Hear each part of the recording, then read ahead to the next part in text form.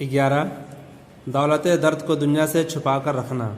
احمد فراز کا مختصر تعارف۔ احمد فراز کی پیدائش 1933 عیسوی میں پشاور میں ہوئی۔ ان کا گھریلو ماحول ادبی اور شاعرانہ تھا۔ ان کی ابتدائی تعلیم گھر پر ہی ہوئی۔ کم عمری میں ہی شعر و شاعری کی طرف مائل ہو گئے اور ایسی زمانے سے شعر کہنے لگے۔ یہ سلسلہ ان کی زندگی کے آخری سانسوں تک جاری رہا۔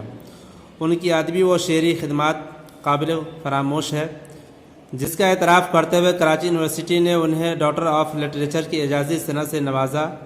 شاعری کے علاوہ ادب اور صحافت سے بھی ان کو کافی دلچسپی تھی، چنانچہ انہوں نے ماہنامہ اشتیاق، داستان اور ہفتہ وار خادم کی اداوت بھی کی۔ احمد فراز نے اپنے کیریئر کا آغاز پشاور یونیورسٹی میں لیکچرر کی حیثیت سے کیا اور ترقی کر کے ڈائریکٹر جنرل آف لٹریچر بھی ہوئے اور نیشنل بک فاؤنڈیشن پاکستان کے مینیجنگ ڈائریکٹر بھی بنے۔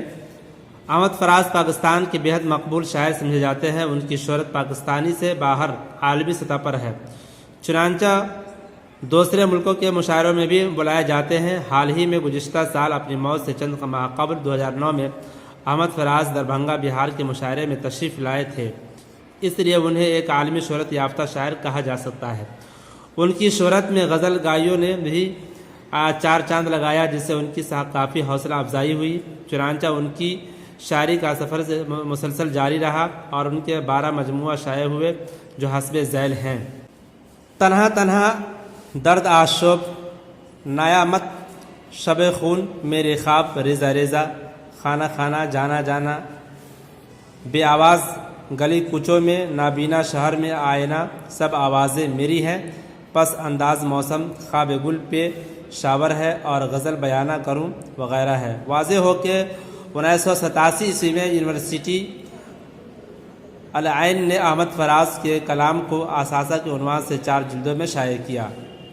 غزلیات احمد فراز کی تلخیص۔ احمد فراز کی 2 غزلیں ہمارے نصاب میں شامل ہیں۔ احمد فراز بنیادی طور پر روحانی مزاج کے شاعر ہیں۔ وہ عورتوں کے حسن و جمال سے متاثر دکھائی دیتے ہیں۔ حسن و عشق ان کی شاعری کے محور ہے۔ یہی وجہ ہے کہ ان کی شاعری عوامی حلقے میں بہت مقبول ہوئی۔ سہل ممتنع میں شعر کہنا اور اس انداز سے کہنا کہ عوام و خواص کے دلوں میں وہ اپنی جگہ بنا لے، ایک بڑی بات ہے۔ یہ کام ان غزلوں میں احمد فراز نے نہایت آسانی کے ساتھ کہا ہے۔ ان کی غزلیں عام انداز کی ہونے کے باوجود عوام اور خواص دونوں حلقوں میں پسند کیے جاتے ہیں، اس لیے وہ ہر خاص و عام میں بے حد مقبول ہیں۔ احمد فراز کی زیر نصاب 2 غزلوں میں پہلی غزل 5 اشعار پر مشتمل ہے، جبکہ دوسری غزل 8 اشعار پر مشتمل ہے۔ دونوں ہی غزلیں فنی و فکری دونوں لحاظ سے بہت اچھی ہے اور اپنے دامن میں غزل کے تمام محاسن سمیٹے ہوئے ہیں۔ شاعر نے حسن و عشق کی مختلف کیفیات کو نہایت ہی سادگی کے ساتھ مگر پر تاثیر انداز میں شعری پیکر عطا کیا گیا ہے۔ ان غزلوں کے مطالعہ سے یہ حقیقت بھی اجاگر ہوتی ہے کہ احمد فراز بنیادی طور پر مزاح کے شاعر ہے اور ان کی شاعری کا محور روایتی حسن و عشق ہی ہے۔ غزل کے اشعار میں کوئی لفظی ثقافت نہیں ہے، یہ بالکل آسان سہل اور عام فہم ہے۔ اس لیے کہا جاتا ہے کہ احمد فراز عوام پسند شاعر بھی ہیں۔ انہیں الفاظ کے حسن استعمال کا ہنر اچھی طرح معلوم ہے۔ یہ ہنر سب کے بس کی بات نہیں اور یہی وہ خوبی ہے جو انہیں دیگر غزل گو شعراء سے ممتاز کرتی ہے۔ مختصر ترین سوالات و جوابات۔ احمد فراز کی پیدائش کب ہوئی؟ جواب: احمد فراز کی پیدائش 1933 عیسوی میں ہوئی۔ احمد فراز کہاں پیدا ہوئے؟ احمد فراز پشاور میں پیدا ہوئے۔ احمد فراز کس یونیورسٹی میں لیکچرر ہوئے؟ احمد فراز پشاور یونیورسٹی میں لیکچرر ہوئے۔ احمد فراز کس ادارہ کے مینیجنگ ڈائریکٹر ہوئے؟ احمد فراز نیشنل بک فاؤنڈیشن پاکستان کے مینیجنگ ڈائریکٹر ہوئے۔ اپنی موت سے کچھ ہی دن پہلے وہ بہار کے صوبہ کے مشاعرے میں تشریف لائے تھے۔ احمد فراز اپنی موت سے کچھ ہی دنوں پہلے 2009 میں دربھنگہ کے مشاعرے میں تشریف لائے تھے۔ احمد فراز کی شاعری کے کتنے مجموعے شائع ہوئے؟ احمد فراز کی شاعری کے 12 مجموعے شائع ہوئے۔ غزل عربی کے کس صنف سے ماخوذ ہے؟ غزل عربی کے صرف قصیدہ سے ماخوذ ہے۔ جس غزل میں ردیف نہ ہو اس غزل کو کیا کہتے ہیں؟ جس غزل میں ردیف نہ ہو اسے غیر مردف غزل کہتے ہیں۔ دکن کے کس شاعر کے ذریعہ اردو شاعر شمال تک پہنچی؟ دکن کے شاعر ولی دکنی کے ذریعے اردو شاعر غزل شمال تک پہنچی۔ غزل مختصر سوالات و جوابات۔ احمد فراز بنیادی طور پر کس مزاج کے شاعر ہیں؟ احمد فراز کا گھریلو ماحول ادبی اور شاعرانہ تھا۔ اسی ماحول میں انہوں نے آنکھیں کھولی تھی اور کم عمری میں ہی شعر و شاعری کی طرف مائل ہو گئے۔ طالب علمی کے زمانے میں ہی وہ شعر کہنے لگے تھے۔ اسی ماحول میں ان کی شاعری کا قوام تیار ہوا اور وہیں سے ان کی شاعری میں رومانیت کے عناصر شامل ہونے کی لگے۔ چنانچہ احمد فراز کے بارے میں یہ کہا جا سکتا ہے کہ وہ بنیادی طور پر رومانی مزاج کے شاعر ہیں۔ احمد فراز کی شاعری کا اصل محور کیا ہے؟ احمد فراز نے طالب علمی کے زمانے سے شعر و شاعری شروع کر دیا تھا اور یہ سلسلہ ان کی زندگی کے آخری لمحوں تک جاری رہا، اور اردو شعر و ادب میں احمد فراز کی ادبی و شعری خدمات قابل قدر ہے۔ وہ اردو کے عالمی سطح کے شہرت یافتہ شاعر ہو گئے۔ ان کی شہرت مقبولیت میں غزل گایوں نے بھی چار چاند لگایا۔ ان کی رومانی شاعری سے اندازہ ہوتا ہے کہ وہ عورتوں کے حسن و جمال سے متاثر دکھائی دیتے ہیں۔ یہی وجہ ہے کہ حسن و عشق ان کی شاعری کے محور ہے اور عوامی حلقے میں بھی ان کی رومانی شاعری بہت مقبول ہوئی۔ احمد فراز کی شاعری کس کس حلقے میں مقبول ہوئی؟ رومانی مزاج کی شاعری کی وجہ سے احمد فراز کی شاعری عوامی حلقے میں کافی مقبول ہوئی، یہاں تک کہ وہ اردو کے عالمی شہرت یافتہ شاعر تھے۔ ان کی شہرت و مقبولیت میں غزل گایوں نے بھی چار چاند لگا دیا۔ ان سب باتوں کی وجہ سے ان کی کافی حوصلہ افزائی ہوئی۔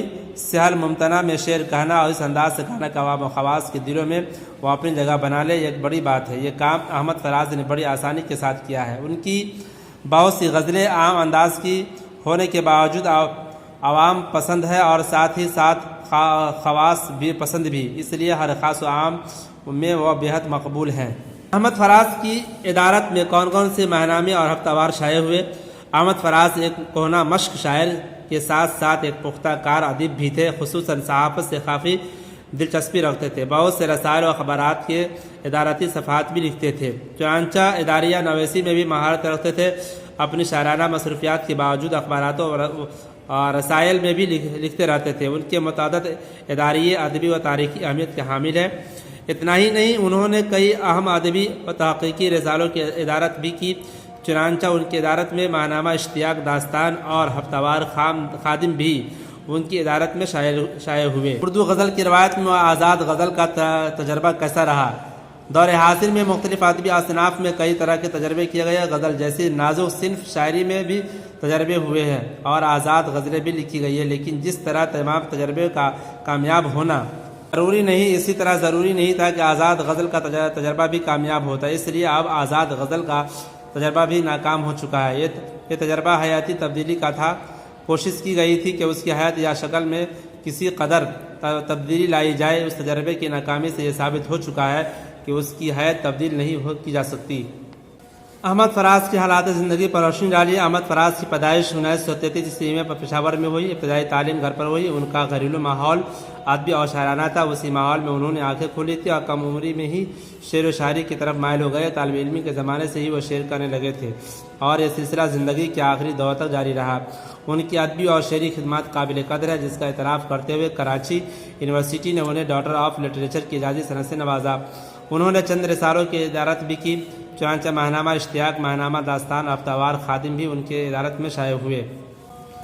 احمد فراز کئی اہم عہدوں پر فائز رہے، مثلاً وہ پشاور یونیورسٹی میں لیکچرر بھی ہوئے، ڈائریکٹر جنرل آف لٹریچر بھی رہے اور انٹل بک فاؤنڈیشن پاکستان کے مینیجنگ ڈائریکٹر بھی بنے۔ احمد فراز پاکستان کے بہت مقبول شاعر سمجھے جاتے ہیں اور ان کی شہرت پاکستان سے باہر بھی اور دور دور ممالک میں پھیلی ہوئی تھی۔ وہ دوسرے ممالک کے مشاعرے میں بھی بلائے جاتے رہے تھے۔ حال ہی میں اپنی موت سے ذرا پہلے 2019 میں وہ دربھنگہ بہار کے مشاعرے میں بھی تشریف لائے تھے، اس لیے کہا جا سکتا ہے کہ وہ اردو کے عالمی شہرت یافتہ شاعر تھے۔ ان کی شہرت و مقبولیت میں غزل گایوں نے بھی چار چاند لگایا۔ ان سب باتوں سے ان کو کافی حوصلہ افزائی ہوئی، چنانچہ ان کی شاعری کا سفر کہیں رکا نہیں۔ ان کے 12 مجموعے شائع ہوئے ہیں جو حسب ذیل ہیں: تنہا تنہا، درد آشوب، طیافت، شب خون، میرے خواب ریزہ ریزہ، جانا جانا، بے آواز، گلی کوچوں میں، نابینا شہر میں آئینہ، سب آوازیں میری ہے، پس انداز موسم، خواب گل پریشاں ہے، غزل بہانہ کروں۔ واضح ہو کہ 1987 عیسوی میں یونیورسٹی الائن نے احمد فراز کے کلام کو اثاثہ کے نام سے 4 جلدوں میں شائع کیا۔ برصغیر ہند و پاک کا یہ شاعر دسمبر 2009 میں اس دار فانی سے کوچ کر گیا۔ احمد فراز کی زیر نصاب غزل کے پہلے اور آخری شعر کی تشریح کیجیے۔ دولت درد کو دنیا سے چھپا کر رکھنا، آنکھ میں بوند نہ ہو دل میں سمندر رکھنا، ایسی تاریکیاں آنکھوں میں بسی ہے کہ فراز رات تو رات ہے، ہم دن کو جلاتے ہیں چراغ۔ پیش نظر شعر احمد فراز کی زیر نصاب پہلی غزل سے ماخوذ اور یہ غزل کا مطلع ہے۔ اس شعر میں شاعر نے توکل، قناعت، اعلیٰ ظرفی اور اعلیٰ اخلاقی قدروں کا درس دیا ہے۔ شاعر کا یہ کہنا چاہتا ہے کہ انسانی زندگی میں دھوپ چھاؤں نشو و فراز اور اونچ نیچ آتے ہی رہتے ہیں، اس لیے درد کا عمومی اظہار نہیں کرنا چاہیے۔ درد ایک قیمتی دولت ہے جس کو چھپا کر رکھنا چاہیے، یہی اعلیٰ ظرفی کا تقاضا ہے۔ آنکھ میں اگرچہ اشکوں کا بوند بھی نہیں، لیکن دل کو سمندر کی طرح وسیع رکھنا چاہیے، یعنی معاشی تنگی اور موافق حالات کے باوجود دل میں تنگی نہیں آنی چاہیے اور اسے سمندر کی وسیع اور گہرا رکھنا چاہیے۔ ساتھ ہی غموں کو ہجوم کو بھی اعلیٰ ظرفی اور قناعت کا مظاہرہ کرتے ہوئے لوگوں کے نظر سے چھپا کر رکھنا چاہیے، یعنی غم کا اظہار لوگوں کے سامنے نہیں کرنا چاہیے۔ پیش نظر شعر احمد فراز سے زیر نصاب دوسری غزل سے ماخوذ اور غزل کا مقطع ہے۔ اس شعر میں احمد فراز نے حسن عشق کی ایک انوکھی کیفیت کو نہایت ہی سادگی کے ساتھ مگر پر تاثیر انداز میں شعری پیکر عطا کیا ہے۔ شعر کے الفاظ میں کوئی لفظی ثقافت نہیں، یہ بالکل آسان سہل آرام فہم ہے، اسی لیے کہا جاتا ہے کہ احمد فراز عوام پسند شاعر بھی ہیں۔ چنانچہ شاعر کہتے ہیں کہ میری زندگی میں اتنی تاریکیاں ہیں کہ یہاں تک میری آنکھوں کی تاریکیوں نے مجھے بے نور بنا کر رکھ دیا۔ اب صورت یہ حال یہ ہے کہ پہلے تو راتوں کو چراغ جلاتے تھے، لیکن بے نوری اور تاریکی کی وجہ سے ہم دن کو بھی چراغ جلانے لگے ہیں۔ اس شعر سے شاعر کی بے انتہا مایوسی کا اظہار ہوتا ہے۔